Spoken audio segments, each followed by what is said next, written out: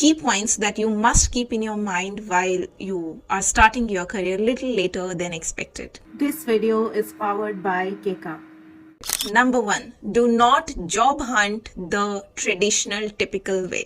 These traditional job searches are designed for people who are finding jobs on a particular timeline in a continuity. For example, you graduated, then you figure out your fresher jobs, and then you move on to some experience, and then you find job basis that experience. So recruiters and managers, whoever is on those job portals, they are filtering things out basis that timeline only. So if you have your profile there, it will get filtered out basically. So no human will be able to see your profile, so there's no use.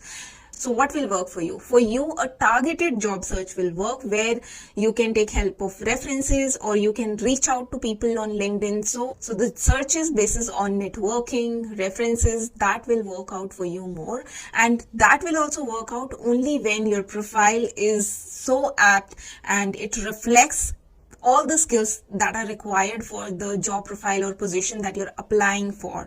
If you do not have those skills and that gap, if that gap has made you little outdated, make sure that you refresh your skills, maybe by taking some certification, some online course, or maybe something else, some trainings. But you have to make sure that you level up and you have all the skill set that are required for that particular job profile. Do not assume just because you had that gap for whatever reason, whatever you were doing in life, so you can only mention your educational credentials and get a job. That is very less likely because you have a special case. Your profile is already competing against recent graduates. So you have to make sure that if you're starting late and you have that kind of maturity by life experiences now, so you present that as an added advantage, that you come with much more maturity than a typical fresher, and you are also prepped with the skills that are required for a fresher. Before you start applying, you can also try your hands in freelancing, where you take projects on freelancing websites and you add that experience as well. That shows how serious you are about making a career shift and you have already done some work. That will work out beautifully,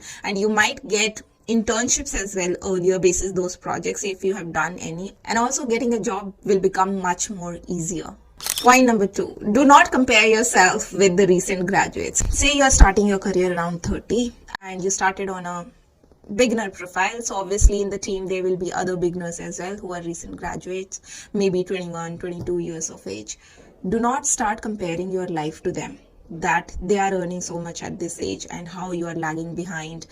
They are able to learn so fast, how you are not able to adjust, how they can take things very lightly and laugh it off, while whenever you are given a feedback that is critical, how it hurts you and you feel that other people are kind of laughing at you, that you are such a senior and still made the mistake and all of that stuff. Guys, you two have very different life and it was your decision to come back and start your career. So focus on your work. You two will have a very different career graph. Just because at this time you two are at same level, that does not mean that you both will have a similar career hierarchy.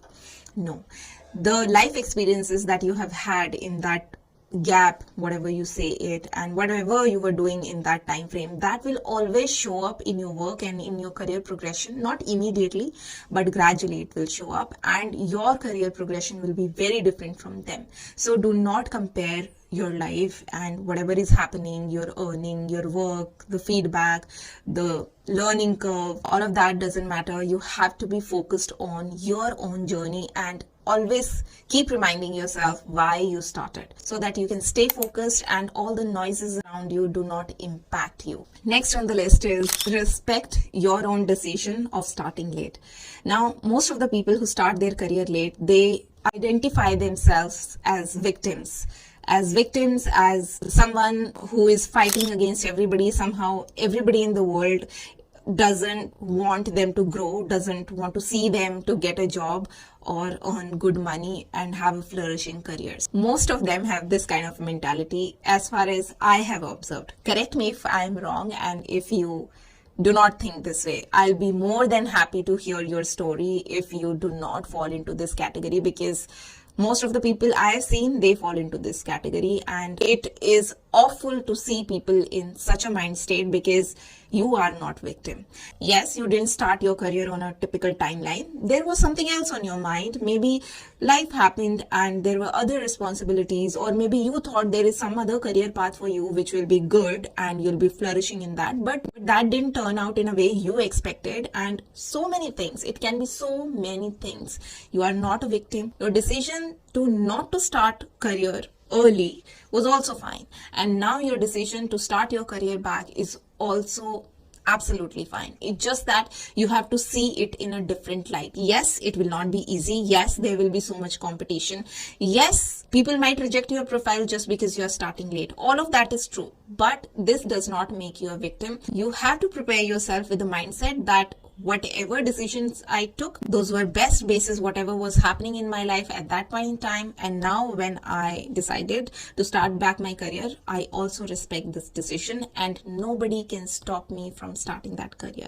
If you go with that attitude, it reflects on your face, in your personality, in your body language. And you should have an attitude and confidence where you tell the interviewer or to whomsoever you are talking that how your profile is far better than the recent graduate who's coming out of college. You should have that much confidence in your skills and in your knowledge and whatever you have decided to go for. If you yourself do not have confidence and you are seeking reassurance from people that is it possible to start career, see, everything is possible. There are thousands of examples where people start career at every age, but it happens for people who try and do and who stand out. There are many failure stories as well. So you have to basically tell yourself that you have not committed any crime by taking that gap, by starting your career late. It's just that you couldn't start any early, and this is the best time. That's why you are starting now. Your words, your choice of words, your body language, your confidence, your speech, everything should reflect this confidence and this belief on yourself, so that it's easier for the other person who is interviewing you to decide that you are a perfect fit for the role, regardless of your age or whatever. Next on the list is do not set unrealistic expectations. If you're starting late and you're starting on a beginner profile, no matter how skilled you are going to get a salary of a beginner level only. And it is going to take some time for you to reach a level where you feel that you are paid in relevance with your age. I'm not talking about experience here, but yes, there will be a time where you will be able to catch up and you'll feel that you are paid enough, but that stage will take time to come. So you have to keep patience and you have to set realistic expectations. There can be a person in the team who is much younger in age than you and who's earning almost double than you, and it's totally fine. Your time will also come. So you have to give yourself that space and time for the growth that is yet to come, and you have to keep working hard to go there. The problem with setting unrealistic expectations is that your mind gets trained or tuned to the number that you tell it, that I'll be able to earn this much in the second year or third year. And then when you do not get it, because that's the reality, you just started as a beginner, it is going to take you time. But your mind says that, this is not working out. That's not what we decided. So your chances to fall off from the track are very high. Then you might quit just very soon without even realizing your own potential or the potential of growth that you could have got if you sustained yourself in the same track. So it's very important to keep real expectations, because that will keep you going and you'll not fall off the track very easily. Next on the list is use your life experiences to your advantage rather than your disadvantage. What does it mean? This means that rather than sulking in a thought where you tell yourself continuously that you couldn't start early, you wasted so many years, everybody is younger than you in the team, all of that stuff. Use that maturity, that age to your advantage, because you believe it or not, you are much mature, you have much more experience than the people who are younger to you, because that's how life works. People who are younger to us are yet to experience few things, and no matter you're working on a job or something else, everything teaches you something, and you bring to the table that maturity, that those life experiences that has happened to you. You have to make sure that you reflect those skills, that maturity in every task that you do. It can be in your attitude, it can be how well you can take a critical feedback, it can be how thoughtful you react in any situation, or it can be in your opinion when you share it with somebody else on any topic, any perspective, or anything of that sort. I hope you get the idea. So do not shy away from sharing your experiences that you have had in that time of gap or whatever else you were doing. Try to relate those experiences in this work as well, because whatever you learn, it never goes wasted. It does get counted if you use it in a good way. For example, not so relevant example, but I still want to talk about it. I did computer engineering before doing my MBA in HR. And if you see, HR has nothing to do with technology as such, as in if you can code well, that doesn't get counted in the job of HR because you never get to code.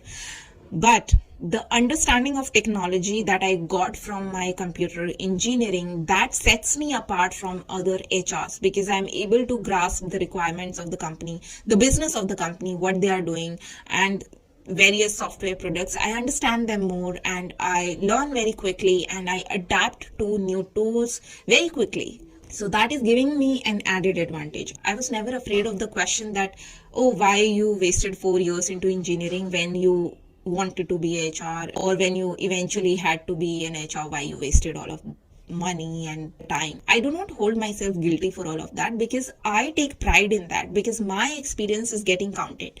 I am making sure that it is getting counted and I'm making sure that I'm using it for my advantage. So that's what I'm trying to say.